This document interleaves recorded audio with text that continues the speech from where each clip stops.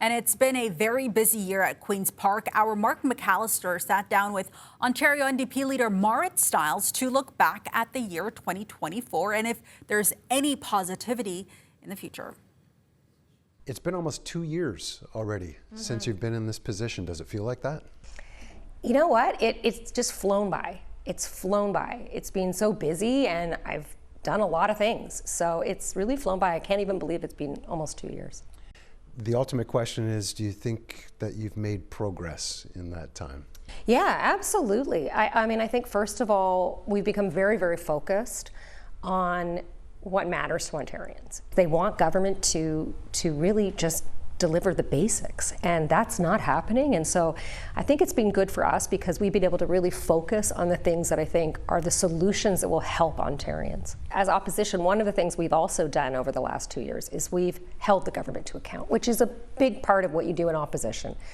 Whether it's getting them to backtrack on the Greenbelt or working really hard to bring some integrity back, especially around issues like the development at Ontario Place and the schemes and scandals that this government is wrapped up in, while at the same time, continuing to focus on solutions. What can we expect in terms of more solutions to some of the problems that exist?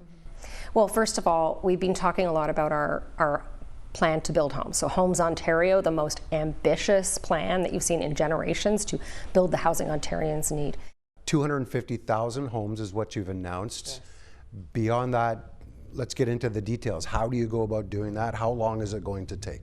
And I'm meeting with folks like the Carpenters Union and others. First of all, government gets back in the business of building homes, which means partnering with nonprofits and municipalities.